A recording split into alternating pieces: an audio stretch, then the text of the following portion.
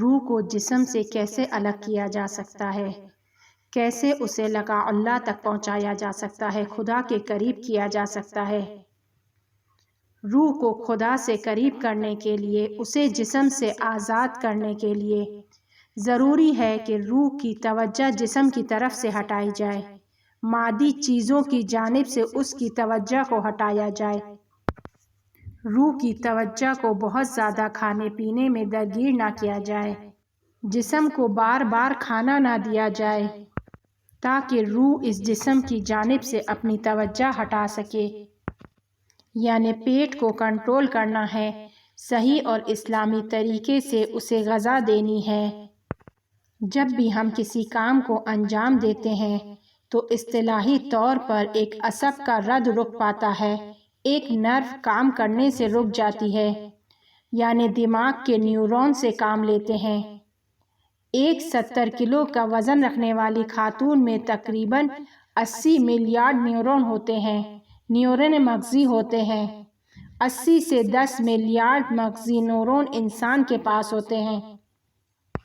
جب بھی آپ کسی کام کو انجام دیتے ہیں تو ایک عصبی راستہ ایجاد ہوتا ہے، یعنی ایک نیورون دوسرے نیورون کو پیغام دیتا ہے اور وہ دوسرے نیورون کو پیغام دیتا ہے، اور یہ پیغام الیکٹرکی بھی ہیں اور کیمیکلی بھی۔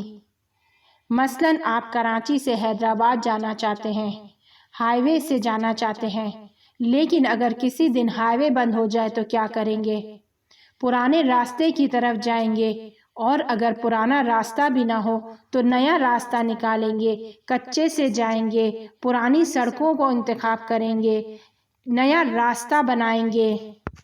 کبھی مغرب کی سمت میں جائیں گے تو کبھی مشرق کی سمت میں۔ بالکل اسی طرح ہمارا دماغ بھی اسی طرح کام کرتا ہے۔ ایک عصب رک جاتی ہے تو پھر الزائمر شروع ہو جاتا ہے۔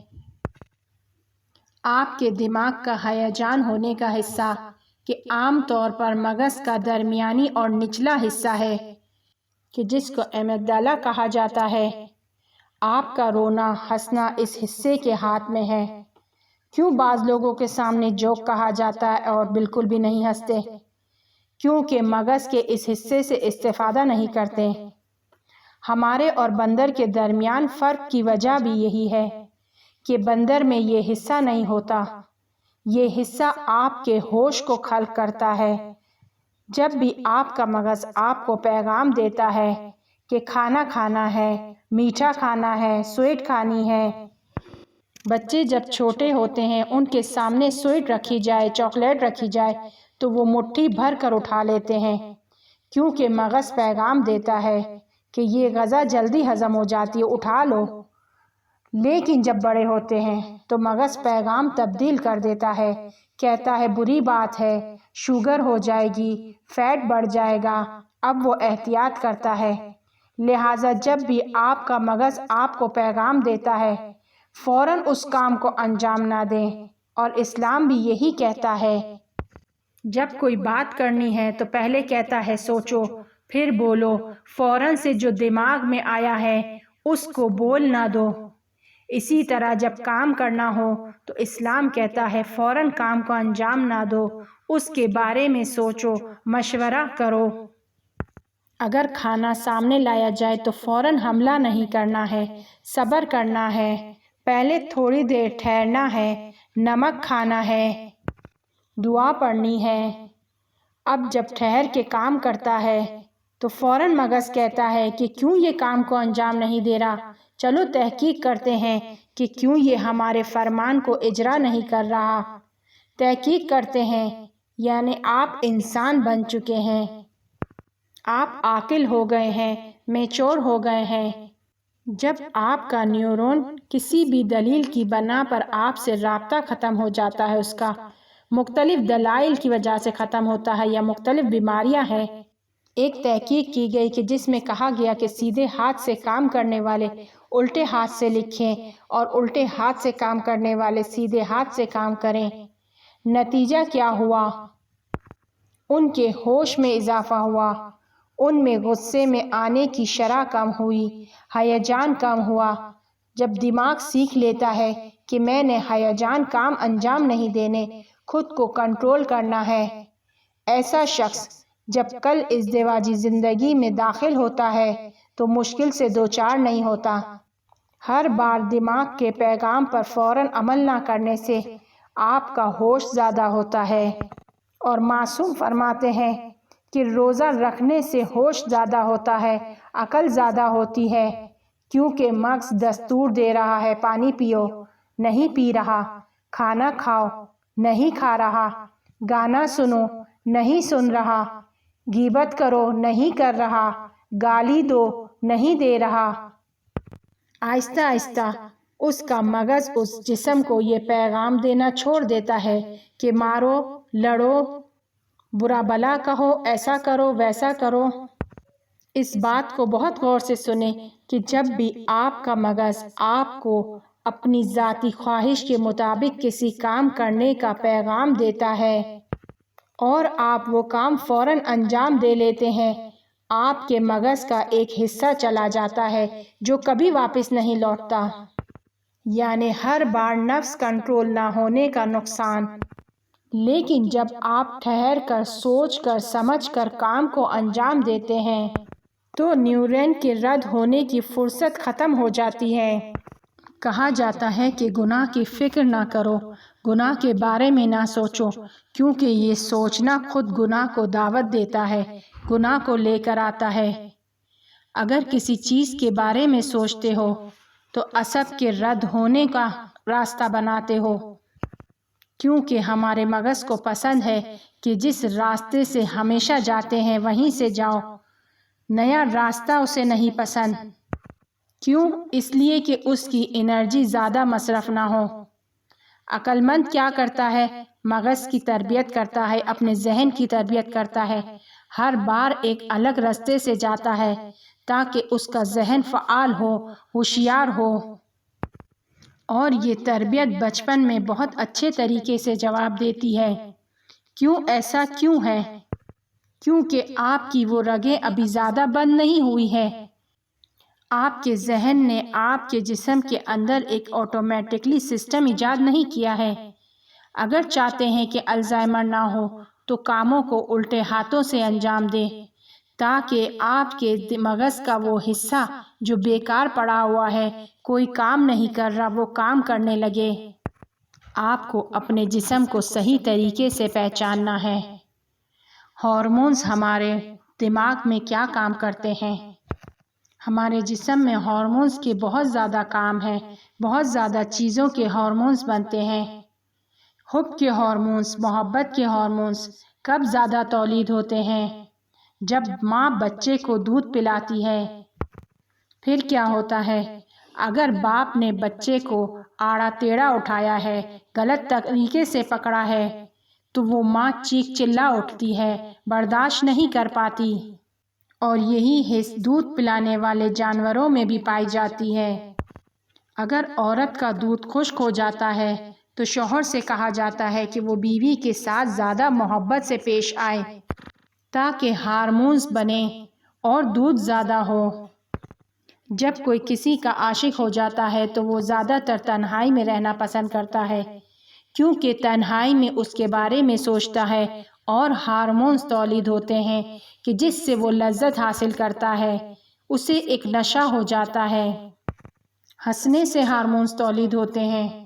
بعض مذاہب میں سر کو ہلایا جاتا ہے یا جسم کو ایک خاص حرکت دی جاتی ہے یا کسی شخص کے گرد گھوما جاتا ہے۔ نتیجہ کیا ہوتا ہے؟ ہارمونز تولید ہوتے ہیں اور وہ لذت حاصل کرتے ہیں۔ روح کے بارے میں بیان کیا، جسم کے بارے میں بیان کیا، صحیح ریاضت کو بیان کیا، عصبی رد کو بیان کیا، ہارمون کو بیان کیا، جنسی مسائل میں بھی اس طرح سے کہ انسان محبوب ترین کو جب دیکھتا ہے تو لمحے سے کم تر میں بھی شدید حد تک انسان کے ذہن پر اثر ہوتا ہے۔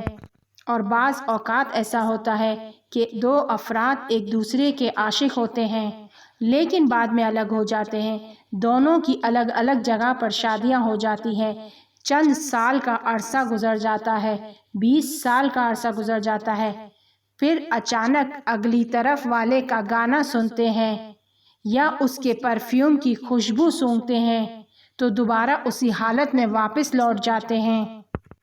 لیکن اگر یہ دونوں عاشق ایک دوسرے سے مل جاتے ہیں، شادی ہو جاتی ہے، تو وہ لذت ختم ہو جاتی ہے، ہارمونز بننا اب بند ہو جاتے ہیں۔ اب معلوم ہوتا ہے کہ کیا غلطی کی ہے۔ اسی طرح دو جڑواں بچے دنیا میں آتے ہیں، دونوں کی جڑ ایک ہے، دونوں کو ایک طرح کا ماحول ملا ہے، ایک طرح کی غذا دی گئی ہے، ایک ہی ماں نے تربیت کی ہے، ایک ہی طرح سے تربیت ہوئی ہے، پھر بھی دیکھتے ہیں کہ ایک حسود ہوتا ہے اور دوسرا اپنی چیزوں کو دوسروں کو دے دیتا ہے۔ بس معلوم ہوتا ہے کہ جب انسان دنیا میں آتا ہے تو ان کی ظرفیت مختلف ہے۔ یہاں پر روح کا کام ہے کہ بری صفات سے خود کو روکے اور اچھی صفات کو اپنائے، اور یہ کام عقل کی بنا پر جسم کرتا ہے۔ عقل سب چیزوں سے جدا ہے، خدا کی پہلی مخلوق ہے۔ ایمان سے پہلے عقل کا باب آتا ہے۔ خدا فرماتا ہے، مجھے عقل سے زیادہ محبوب تر کوئی مخلوق نہیں ہے۔ جنت اور جہنم کا معیار بھی عقل پر ہے۔ روح عقل کے ذریعے سے آزاد ہوتی ہے اور خدا کی طرف جاتی ہے۔ عقل کہتی ہے کہ میں کو چھوڑ دو۔ روح جسم سے محبت کرتی ہے، 30، 40، 50، 60 سال اس سے محبت کی ہے۔ کیوں کہا جاتا ہے کہ راتوں کو راز و نیاز کریں؟ بہتر ہے کہ رات کے وقت راز و نیاز کریں، کیونکہ دن میں مشغول ہے، لیکن رات میں کوئی مشغلہ نہیں ہے، کوئی کام نہیں ہے، کھانا نہیں پکانا، کام پر نہیں جانا۔ اور اب جب جسم عبادت کرتا ہے تو روح کا مکمل دھیان اس عبادت کی طرف ہوتا ہے۔ نیند سے اٹھو، جسمانی ضرورتوں کو تھوڑی دیر کے لیے کنار پر رکھ دو، فجر کی نماز سے کچھ دیر پہلے، اگر نہیں تو بین الطلوعین کے درمیان ذکر کرو۔ اس میں ذکر کرنا اثر رکھتا ہے، یعنی یہ وقت ہے روح کی تربیت کا، روح کو ٹائم دینے کا، روح کو ذکر یاد کروانے کا۔ اب اس وقت ہم سبحان اللہ پڑھتے ہیں۔ یہ سبحان اللہ ہم کس کے لیے کہہ رہے ہیں؟ کیا خدا کے لیے کہہ رہے ہیں؟ اگر خدا کے لیے کہتے تو کہتے سبحانکا۔ روح کو کہہ رہے ہیں کہ تو پاک اور منزہ ہے۔ روح کو اس کی اصلیت یاد دلا رہے ہیں کہ تو پاک اور منزہ ہے۔ پھر کہتے ہیں اللہ اکبر۔ روح کو بتاتے ہیں کہ اس فلانی سے بڑا بھی کوئی ہے، روٹی اس کے ہاتھ میں ہے، رزق اس کے ہاتھ میں ہے۔ اور جب ہم جلدی جلدی اس ذکر کو پڑھتے ہیں تو غلط پڑھتے ہیں، تو روح کو کچھ اور یاد دے رہے ہوتے ہیں، اور پھر خدا سے نا امید ہو جاتے ہیں کہ اثر نہیں ہو رہا۔ پڑھتے وقت ضروری ہے کہ توجہ رکھیں، صحیح طریقے سے پڑھیں۔ تیسری رکعت میں تسبیحات 4 کو پڑھتے ہیں۔ در حقیقت ہم روح کو بتا رہے ہیں، کیونکہ یہ روح کی ضرورت ہے کہ وہ اس کو سمجھ سکتی ہے، لیکن ہم نے اس کو اس قدر جسم میں مشغول کر دیا ہے کہ وہ اپنے اس اصلی کو بھول گئی ہے۔ عرفان اسلامی میں ہم کسی نئی چیز کو نہیں سیکھتے ہیں، ہم ان چیزوں کو یاد کرتے ہیں جو ہمیں پہلے یاد تھی اور ہم بھول گئے۔ ہم سب کی فطرت میں ہے کہ ہماری روح حق کو تسلیم کرتی ہے۔ کہا جاتا ہے کہ حقیقت کو بچے سے سنیں، سچ کو بچے سے سنیں۔ کیوں ایسا کہا گیا؟ کیونکہ بچے کی روح ابھی خراب نہیں ہوئی ہے، بہت زیادہ جسم میں درگیر نہیں ہوئی ہے۔ ہم نے روح کو یہ یقین دلا دیا ہے کہ اس کا کام جسم کی حفاظت کرنا ہے، جسم کو کہیں نقصان نہ پہنچے، جسم کے ساتھ کس وقت کیا ہو رہا ہے وہ 24 گھنٹے اس جسم کے اندر گھوم رہی ہے۔ ہم نے ہر صورت میں روح کی توجہ کو اس جسم سے ہٹانا ہے۔ اسی لیے سفارش کی گئی ہے کہ نماز شب کو فجر کی نماز کے قریب قریب پڑھو۔ اسی طرح اگر دن میں 5 مرتبہ صحیح طریقے سے نماز پڑھتے ہیں تو روح 5 دفعہ ریسیٹ ہو جاتی ہے۔ 5 مرتبہ ریسیٹ ہونے کا مطلب یہ ہے کہ اس پر جلدی اثر ہوتا ہے۔ نماز طولانی ہونا کوئی معنی نہیں رکھتا، صرف یہ کہ جو ذکر کر رہے ہیں اس پر خیال ہو کہ کیا کہہ رہے ہیں، توجہ کے ساتھ اس کو کہیں۔ روح کی اہمیت کو جانیں، قرار نہیں تھا کہ وہ جسم کی طرف متوجہ ہو۔ روح اس دنیا میں آئی، اس جسم میں آئی تاکہ ترقی کرے، اس کے درجات بلند ہوں، لقاء اللہ تک پہنچ سکے۔ ہمیں بہت ساری چیزوں کا اس دنیا میں سمجھ نہیں آتی کہ وہ کیوں رکھی گئی ہے، ہم اسے بیکار سمجھتے ہیں۔ نماز روزے سب کو بیکار سمجھتے ہیں کہ اس کا کوئی فائدہ نہیں ہے۔ ایک بچہ جو ماں کے شکم میں موجود ہے، جب اس سے انٹرویو کرتے ہیں، اس بچے سے پوچھتے ہیں کہ یہ کیا ہے، اس کا نام کیا ہے؟ اب وہ بچہ کہتا ہے کہ یہ آنکھ ہے۔ ہم اس سے پوچھتے ہیں کہ اس آنکھ کا کیا کام ہے؟ وہ کہتا ہے کہ یہ فضول ہے، یہاں پر اس کا کوئی کام نہیں ہے، کوئی اثر موجود نہیں ہے۔ اس کے بعد اس سے پوچھتے ہیں کہ یہ کیا ہے؟ وہ کہتا ہے کہ یہ پاؤں ہیں۔ اور جب اس سے پوچھتے ہیں کہ تم ماں کے پیٹ میں اس پاؤں سے کیا کرتے ہو، تو وہ کہتا ہے کچھ نہیں، ذرا سا ادھر ہلاتا ہوں، ذرا سا ادھر ہلاتا ہوں، اس کے علاوہ اس کا کوئی کام نہیں ہے، یہ بیکار ہیں۔ اب اس بچے سے پوچھتے ہیں کہ وہاں پر ایسی کون سی چیز ہے کہ جو تمہارے کام کی ہے، تمہیں اچھی لگتی ہے؟ تو وہ کہتا ہے کہ ناف، کیونکہ وہ ناف سے لذت حاصل کرتا ہے۔ یعنی وہ چیزیں کہ جو وہاں پر فضول تھیں، اس کا کوئی کام نہیں تھا، لیکن وہ وہاں پر اس دنیا کے لیے بن رہی تھی، اور وہ چیز جو وہاں پر تھی وہ اس دنیا میں کوئی خاص اہمیت نہیں رکھتی۔ اسی طرح اگر یہی ہاتھ پاؤں ماں کے پیٹ میں تکمیل تک نہیں پہنچتے تو وہ اس دنیا میں نہ دیکھ سکتے ہیں، نہ چل سکتے ہیں۔ اسی طرح اس دنیا میں اگر ہماری روح کامل نہیں ہوگی، اس میں عیب رہ جائیں گے، تو وہ نہ اس دنیا میں دیکھ سکے گی۔ اس سے کہا جائے گا دوڑو تو وہ کہے گا کہ میں نہیں دوڑ سکتا۔ اس سے کہا جائے گا کہ طی الارض کرو، نہیں کر سکتا۔ پہاڑ کو اپنی جگہ سے ہلاؤ، نہیں ہلا سکتا۔ جس طرح ماں کے پیٹ میں بچے کو ایک لمٹ غذا کی ضرورت ہے، بہت زیادہ غذا اس کو نقصان پہنچا سکتی ہے، اسی طرح یہاں پر بھی اس جسم کو بہت زیادہ غذا دینے سے روح کو نقصان پہنچ سکتا ہے۔ کھاؤ پیو لیکن انسانوں کی طرح، حلال کھاؤ، کسی کا حق نہ کھاؤ، شراب نہیں پیو۔ اگر یہاں پر شراب پیو گے تو اس جہان کے لیے ہاتھ پاؤں صحیح سے نہیں بنیں گے۔ پیغمبر صلی اللہ علیہ وآلہ وسلم فرماتے ہیں، اس دنیا کی اس دنیا سے نسبت اس دنیا کی ماں کے رحم سے نسبت ہے۔ اگر کوئی مادرزاد اندھا ہو تو آپ اسے نہیں سمجھا سکتے کہ لال رنگ کیا ہوتا ہے۔ اسی طرح اگر روح یہاں سے اس دنیا میں اندھی جاتی ہے تو آپ اسے کیسے وہاں کی چیزوں کے بارے میں سمجھائیں گے؟ اس آخری دنیا کے بارے میں ہمارے پاس خبریں پہنچ رہی ہیں کہ وہ ایسی ہے، وہ ویسی ہے، وہاں پر یہ ہے اور وہاں پر وہ ہے، لیکن حقیقت میں وہاں پر کچھ اور ہے۔ ان کا لباس الگ ہے، ان کی غذا مختلف ہے۔ اگر اندھے بچے کو لال رنگ سمجھانا ہے تو نہیں سمجھا سکتے، اسے اس کے حساب سے کچھ سمجھا دیتے ہیں۔ اسی طرح اس دنیا میں بھی کچھ اور ہے، اور اس کچھ اور کو سمجھنے کے لیے ضروری ہے کہ ہماری روح جسم سے آزاد ہو، اندھی نہ ہو، تب اسے وہ دنیا سمجھ آئے گی۔ ہم سب سمجھتے ہیں کہ ڈرنک ہمارے لیے زہر ہے، لیکن پھر بھی پیتے ہیں، کیوں؟ اس لیے کہ عقل نہیں رکھتے۔ اگر روح کو آزاد کرنا ہے تو 3 میں کو ختم کرنا ہوگا، ایک خود خواہی کا میں، ایک خود کی رائے کا میں، اور ایک خود کو دیکھنے والا میں۔ جب ہماری روح میں سے آلودہ ہوگی تو وہ جسم سے آزاد نہیں ہوگی۔ جسم کو میں سے نکال کر خدا کی طرف متوجہ کریں۔